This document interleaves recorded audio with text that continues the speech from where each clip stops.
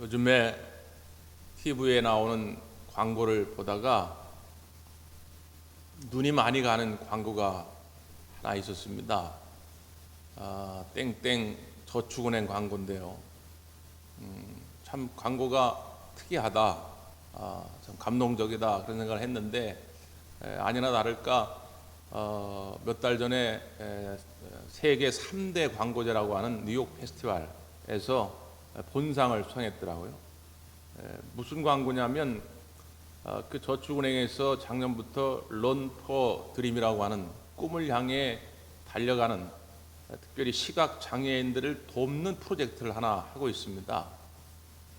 보통 시각 장애인들이 이렇게 달리기를 하려면 동반자가 있어가지고 옆 사람하고 끈을 묶어가지고 그 끈에 의지해서 달리곤 했는데, 이제는 그런 동반자 없이 혼자 시각 장애인들도 달리기를 할 수 있도록 하기 위해서 뭘 만들었냐면 일명 이름을 붙이기를 드림 그래스, 꿈의 안경이라고 해서 그 안경을 쓰면 시각 장애인들도 혼자 달리게 되는 것입니다. 신기하잖아요. 어떤 원리인가 하면 그 안경에는 GPS도 달려있고 카메라도 달려있어 가지고 그 안경과 이어폰으로 귀를 연결합니다. 그래서 이제 그 안경이 카메라를 가지고 GPS를 추적해 가면서 앞에 어떤 장애물이 있는지, 오른쪽으로 가야 하는지 왼쪽으로 가야 하는지, 어느 정도 지금 속도로 달리고 있는지를 계속해서 수시로 이 이어폰으로 소리를 전달해 주면 그걸 믿고 이제 달리는 거죠. 실제로 시각장애인 마라토너인 한동호 선수가 그것을 착용하고 뛰는 그 장면을 광고에 담고 있습니다. 제가 그 광고를 이렇게 보면서 참 신기한 원리다. 만약에 우리도 저렇게 하나님의 말씀을 계속 들으면서 그 말씀이 인도하시는 대로만 달려갈 수 있다면 우리의 인생은 참 복된 인생이 될 수 있지 않을까, 이런 생각을 해봤습니다. 그 길이 꼭 빠르지 않을 수도 있고요, 꼭 넓은 길이 아닐 수도 있지만 하나님의 말씀을 따라 달려가면 그 길은 꼭 복 있는 길이 됩니다. 근데 우리가 그걸 잘 모르는 거지요. 그러다 보니까 이제 그 소리로 전달해 주는 정보를 무시하고 내 마음대로 가다가 비탈길로 빠져들기도 하고 장애물에 부딪혀 가지고 다리가 깨지기도 하고 그렇게 실패하고 아파하는 것이죠. 우리가 어떻게 하면 그렇게 하나님의 인도하심을 따라 살아갈 수 있을까? 오늘 말씀에도 보면 이스라엘 백성들을 인도하셨던 그 하나님의 모습이 등장합니다. 이스라엘 백성들이 이제 애굽을 나와가지고 가나안 땅을 향해 가야 할 거 아닙니까? 그러니까 하나님이 인도해 가요. 왜냐하면 이스라엘 백성들은 어디로 갈지를 모르니까 지금 애굽에서 나와가지고 막 그 당황해하면서 고민하고 있을 때 하나님께서 이제 그들을 인도해 가시는 장면이 오늘 본문에 등장합니다. 자, 어떻게 인도해 가십니까? 본문을 한번 다시 보실까요? 17절 말씀인데 17절 다 같이 읽죠. 시작.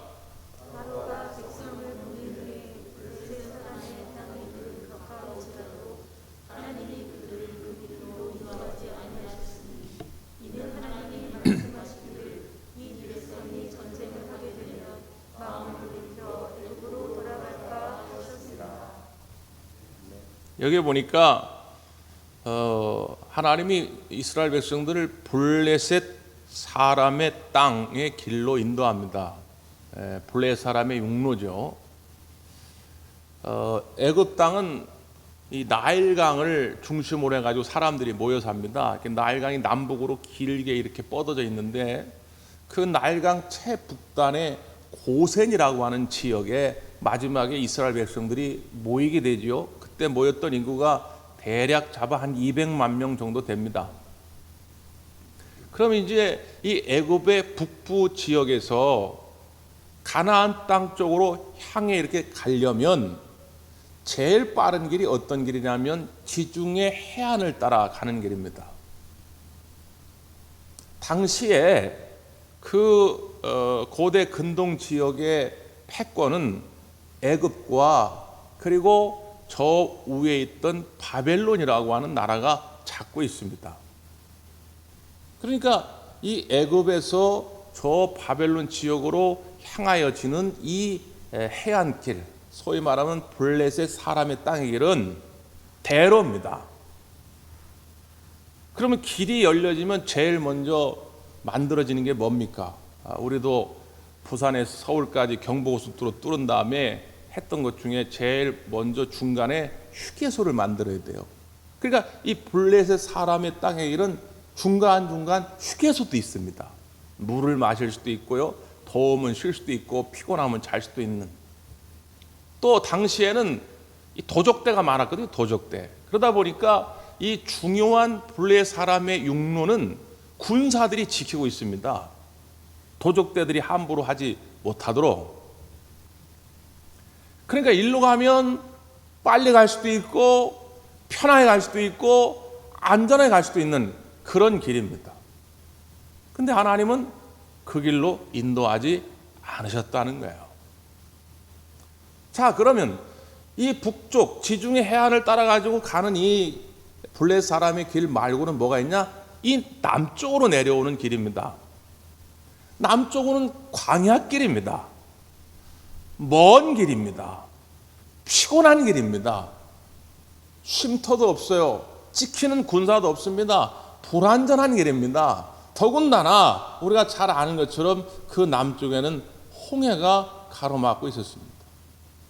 근데 하나님은 그 길로 인도하셨다. 여러분, 우리가 늘 그런 생각을 해야 되는데, 내가 생각할 때 옳다고 해서 그게 다 하나님의 뜻은 아닙니다. 내가 생각할 때 합리적이라고 해서 그게 다 하나님의 뜻이 아닐 수도 있고요. 내가 생각할 때 이게 효율적이라고 해서 그게 다 하나님의 뜻이 아닐 수도 있어요. 하나님의 뜻은 다른 곳에 있을 수도 있습니다. 그 왜 그럴까요? 오늘 본문의 말씀에 그 이유가 분명히 나왔는데 17절에 아까 후반부에 뭐라고 그랬습니까? 하나님이 그들을 그 길로 인도하지 아니하셨으니 이는 하나님이 말씀하시기를 이 백성이 전쟁을 하게 되면 마음을 돌이켜 애굽으로 돌아갈까 하였습니다. 자, 이 블레셋 사람의 길을 따라가지고 가게 되면 제일 먼저 만나는 곳이 가자지구라는 곳입니다. 여러분 지금도 아시겠지만 이 가자지구는 아직까지도 이스라엘과 팔레스타인의 갈등 지역이에요. 충돌 지역입니다. 이때에도 이 가자 지역에 블레셋 사람들이 살았어요. 막강한 군대가 상주하고 있었습니다. 거기가 길목이고 매우 중요한 곳이기 때문에. 그래서 이스라엘 백성들이 가다가 그 가자 지구에서 블레셋 군사들과 맞닥뜨렸다. 그럼 어떻게 됐냐? 백전백패입니다. 이길 수가 없어요. 우리가 잘 아는 것처럼 블레셋 사람들은 거인족입니다. 우리가 잘 아는 골리앗 장군, 거의 키가 3m에 가까운 골리앗 장군이 버티고 있는 그런 군대 아닙니까? 그러니까 가다가 만약에 블레셋 군사들과 싸움이 붙어가지고 거기서 깨지게 되면 마음이 어떤 마음이 드느냐? 우리 잘못 왔다. 이거 가다가 이게 다 죽는 거 아니냐? 왜 우리가 괜히 애굽 땅을 나와서 이렇게 하겠느냐? 야, 다시 돌아가자. 하게 된다는 거예요. 우리 하나님이 그걸 아셨기 때문에 아예 애굽으로 돌아가고자 하는 그 마음을 싹 없애기 위해서 홍해길로 가게 만드셨다는 거죠. 홍해를 건너가기 전까지는 죽음의 길입니다. 두려움의 길이죠. 그런데 하나님의 은혜 안에, 하나님이 주신 기적 안에서 홍해를 건너게 됐을 때 이제는 뒤를 돌아다보지 않게 될 것이라는 거죠. 이 40년 광야 생활을 통해서 하나님이 이스라엘 백성들의 교훈하고 싶었던 것, 깨닫게 하고 싶었던 것은 뭐냐? 하나님만이 진정한 우리의 하나님이다. 하나님만을 신뢰할 때 우리가 살 수 있다. 이 한 가지의 레슨, 한 가지의 교육 목적을 위해서 이스라엘 백성을 광야길로 인도하게 하셨다는 것입니다. 자, 우리가 요즘 이렇게 코로나로 말미암아서 경제도 또 사회적인 여러 가지 많은 부분에서 어려움을 겪고 있습니다. 특별히 우리가 함께 모여서 예배하지 못함으로 말미암아서 참 어려움이 있죠. 하나님의 뜻을 우리가 다 알 수 있으면 참 좋을 텐데 왜 그러지 못해서 안타까울 때가 참 많습니다. 우리가 기도의 아버지라고 불리던 조지 뮬러라고 하는 목사님이 계신데 그분의 이야기를 쓴 책 가운데 5만 번 기도 응답을 받은 뮬러의 기도의 비결 이란 책이 있습니다. 그분의 일기를 보면 5만 번 이상 기도 응답을 받았다고 그러죠. 그래서 그분의 이야기를 담은 책인데요. 그 책을 읽어보면 그분이 그렇게 매일매일 하나님의 기도 응답을 받고 하나님의 인도하심을 따라 살아갈 수 있었던 비결, 그 능력이 대개 한 5가지 정도로 요약되어 나타납니다. 첫째는 뭐냐면 하나님의 뜻을 구하는 기도입니다. 두 번째는 뭐냐면 매일매일 하나님의 말씀을 묵상하는 것입니다. 세 번째는 뭐냐면 하나님을 전적으로 신뢰하는 것입니다. 네 번째는 뭐냐면 거짓되지 않은 정직한 마음을 갖는 것입니다. 그리고 마지막 5번째로 이웃을 향한 사랑입니다. 똑같이 우리랑 똑같이 신앙생활 하는 분입니다. 우리랑 똑같이 기도하는 분인데 왜 그분은 그렇게 입만 열면 나는 기도 응답 받았네, 기도 응답 받았네, 나는 매일매일 하나님의 인도하심을 받고 살고 있네라고 고백할 수 있는 것은 뭐냐면 하나님의 뜻을 위해서 늘 기도하고 하나님의 말씀을 늘 묵상하고 하나님을 늘 전적으로 신뢰하고 그 토대에 의해서 거짓되지 않은 정직한 마음을 갖고 무엇보다도 이웃에 대한 사랑의 마음을 갖는 것입니다. 내가 막 기도를 열심히 했는데 그래서 이게 하나님의 뜻이다라고 응답을 받았는데 깨달았는데 그 응답이 뭐냐? 가가지고 너를 괴롭히는 저 친구 한 대가 때려. 그 인간은 다 그냥 제껴버려. 무시해버려. 멸시해버려. 그렇다면 그는 하나님의 뜻이 아닐 확률이 매우 높습니다. 하나님의 인도하심을 받아서 살아간다고 하는 것은 하나님을 사랑하는 것과 이웃을 사랑하는 것으로 최종적인 열매를 맺어야지요. 그랬기 때문에 조지 뮬러 목사님은 항상 기도 응답을 많이 받았다고 고백하며 살았던 것입니다. 요즘에 이런 상황들을 하나님 뜻이 어디 있을까 모르며 기도하는데 참 답답할 때가 많이 있죠. 지난 주간에 화제가 됐던 글 하나가 있습니다. 문재인 대통령께서 공유했다 가지고 그게 더 화제가 됐는데 우리 감리교회 목사님이신 안중덕 목사님, 부산 샘터 감리교에서 심우하고 계시는 우리 안중덕 목사님 쓰신 글이 SNS에서 굉장히 화제가 됐어요. 그래서 대통령도 그 글을 공유하게 되었고 그분의 글을 잠깐 소개하려고 합니다. 그대로 제가 한번 소개해 볼 테니까요. 마스크를 착용하라는 것은 잠잠하라는 뜻입니다. 막말과 거짓말을 하지 말며 불필요한 말을 줄이고 타인의 말에 귀를 기울이라는 말입니다. 입을 다물면 사랑스러운 것들이 시선에 머물고 아름다운 소리와 세미한 속삭임이 들려올 것입니다. 손을 자주 씻으라는 것은 마음을 깨끗이 닦으라는 뜻입니다. 악한 행실과 죄에서 돌이켜 회개하고 성결하라는 말입니다. 안과 밖이 깨끗하면 자신도 살고 남도 살릴 수 있다는 말입니다. 마음의 거울을 닦으면 자신이 보이고 마음의 창을 닦으면 이웃도 보일 것입니다. 사람과 거리를 두라는 것은 자연을 가까이 하라는 뜻입니다. 사람끼리 모여서 살면서 서로 다투고 상처를 주지 말라는 말입니다. 공기와 물과 자연의 상태계를 돌보며 조화롭게 살라는 말입니다. 자연을 가까이 하면 마음이 넉넉하여 모든 것들을 사랑하게 될 것입니다. 대면 예배를 하지 말라는 것은 언제 어디서나 하나님을 바라보라는 뜻입니다. 위안을 얻거나 사람에게 보이려고 예배당에 가지 말고 천지에 계신 하나님을 예배하라는 말입니다. 어디서나 고요하게 하나님을 대면하면 그의 나라와 그의 뜻에 가까이 이르게 될 것입니다. 집합을 하지 말라는 것은 소외된 이들과 함께 하라는 뜻입니다.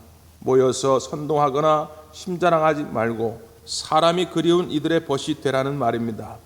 우는 이들과 함께 울고 무거운 짐을 홀로 진 이들과 함께 나누어진다면 세상은 사랑으로 포근해질 것입니다. 이분이 평소에 책을 많이 읽으시고 또 글을 많이 쓰시는 그런 분이더라고요. 그러니까 굉장히 시적인 표현으로 소개를 했습니다. 많은 분들이 공감을 했고 저도 많은 울림을 갖게 됐습니다. 사랑하는 성도 여러분, 아무리 어렵고 힘든 시기에도 우리 그리스도인들에게는 사회적 책임이 있습니다. 하나님의 사랑을, 그리스도의 사랑을 나눠야 할 사회적 책임이 있습니다. 우리가 조금 불편하고 희생하고 할지라도 우리 이웃을 향한 사랑을 나눌 수 있다면 우리는 그 길로 가는 것이 하나님의 뜻인 것이죠. 그래서 우리가 이렇게 방역에도 최선을 다해서 동참하고 있는 것입니다.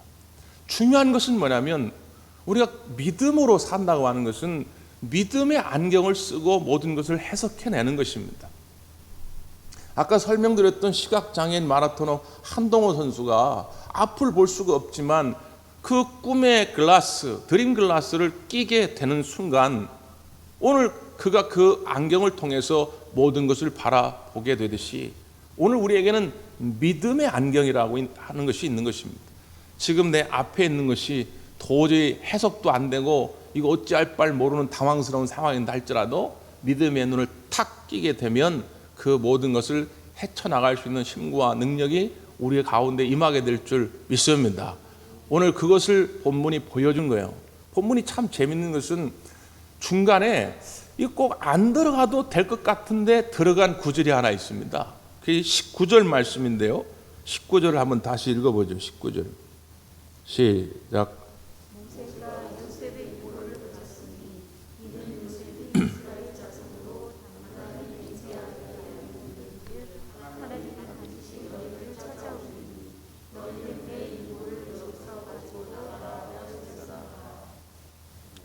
요셉의 이야기입니다. 유골에 관한 이야기예요. 지금 이제 모세가 이스라엘 백성들이 이끌고 출애굽을 하는데 이 이야기는 꼭 빠져도 큰 문제가 없는 그런 장면입니다. 그런데 이 요셉의 유언을 하나 소개를 하면 창세기 50장 24절에서 25절인데요. 요셉이 그의 형제들에게 이르되 나는 죽을 것이나 하나님이 당신들을 돌보시고 당신들을 이 땅에서 인도하여 내사 아브라함과 이삭과 야곱에게 맹세하신 땅에 이르게 하시라 하고 요셉이 또 이스라엘 자손에게 맹세시켜 이르기를 하나님이 반드시 당신들을 돌보시리니 당신들은 여기서 내 해골을 메고 올라가겠다 하였더라. 이게 말씀합니다. 이렇게 하면서 요셉의 유언으로 창세기 50장이 끝나거든요. 그냥 이렇게 들으면 평범한 유언 같지요. 사람들이 자기 자녀들에게 자손들에게 하는 유언 같은데 히브리서 11장에 보면 이 대목에 대해서 이렇게 해석을 합니다. 히브리서 11장 22절인데요. 믿음으로 요셉은 임종시에 이스라엘 자손들이 떠날 것을 말하고 또 자기 뼈를 위하여 명하였으며 이렇게 말합니다. 그러니까 요셉이 자손들에게 야 내가 죽거든 이 뼈를 이 애굽 땅에 놔두지 말고 하나님이 장차 인도하실 땅으로 나를 좀 데려가라. 뼈라도. 이게 단순한 유언이 아니라 매우 위대한 믿음의 고백이었다라고 히브리서 기자는 소개합니다. 요셉이 했던 중요한 일들이 얼마나 많습니까? 그런데 히브리서 기자는 콕 집어가지고 이 대목 요셉이 유언한 대목이 큰 믿음의 행위였다라고 소개를 하고 있는 것이죠. 왜요? 믿음이 없으면 그런 얘기를 못합니다. 아니 지금 애굽은 강대국입니다. 그리고 이스라엘 백성은 지금 먹을 것이 없어가지고 거지같이 얻어먹으려고 지금 애굽에 온 사람들이고 우리가 아는 것처럼 400여 년 동안 그 땅에서 노예 생활을 하는 사람들이에요. 이 사람들이 언제 어떻게 이 땅을 벗어나서 이 노예 신분을 벗어나서 자유하게 될지 몰라요. 그럼에도 불구하고 요셉은 하나님이 이 백성을 택하셔서 이 백성을 사랑하셔서 이 백성을 가나안 땅으로 반드시 인도하실 것이라고 하는 확신, 믿음이 있었기 때문에 이런 유언을 했다고 하는 것이지요.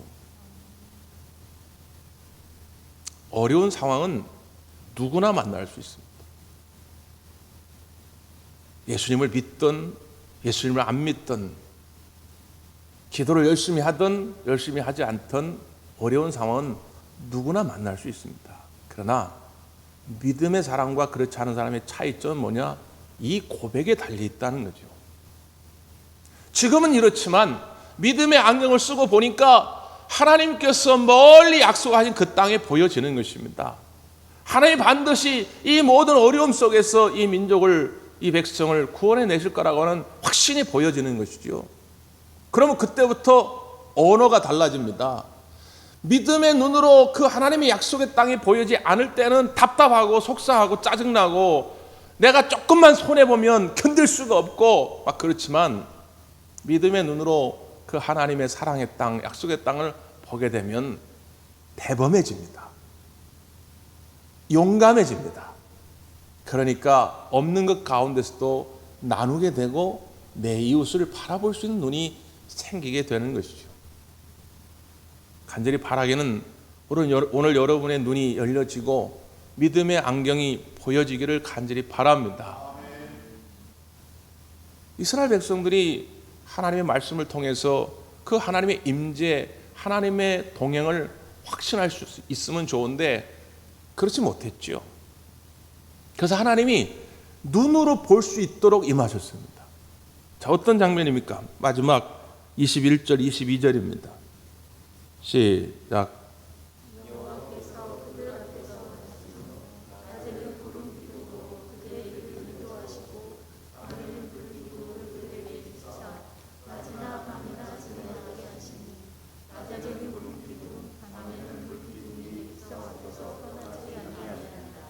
아멘. 우리가 잘 아는 불기둥과 구름기둥 이야기입니다. 히브리어로는 쉐키나. 이것은 두 개의 기둥이 아니고요, 하나의 기둥이 낮에는 마치 구름기둥처럼 보여진 것이고 밤에는 마치 불기둥처럼 보여진 것이죠. 왜 그랬습니까? 낮에는 엄청 뜨거워요. 거의 50도가 넘는, 그냥 가만히 서 있으면 한 10분 서 있으면 일사병으로 쓰러질 정도입니다. 그러니까 그늘이 필요해요.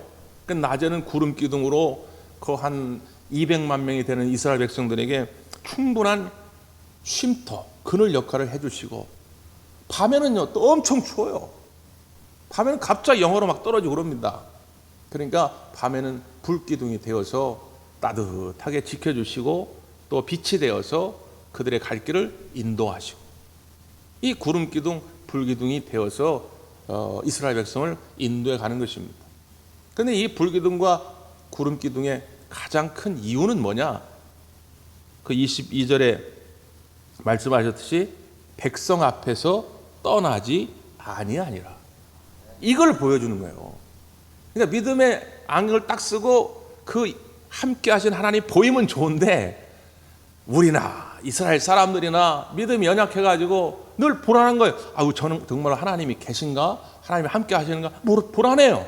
그러니까 하나님이 구름기둥, 불기둥으로 딱 나타나셔서 내가 너희들을 떠나지 아니하겠다는 것을 보여주고 계신 것입니다. 요즘에도 하나님은 여전히 우리와 함께 하시는 줄 믿습니다. 말씀으로 함께 하시고 성령께서 우리 마음 가운데 오셔서 감화 감동 역사하심으로 또 함께 하십니다. 그래서 우리의 마음을 평안하게 하시고 우리 마음을 담대하게 하는 것이죠. 사랑하는 성도 여러분, 지치지 마시고 이 함께 하시는 구름기둥, 불기둥으로 우리 가운데 함께 하시는 이 하나님을 바라볼 수 있게 되기를 간절히 바랍니다.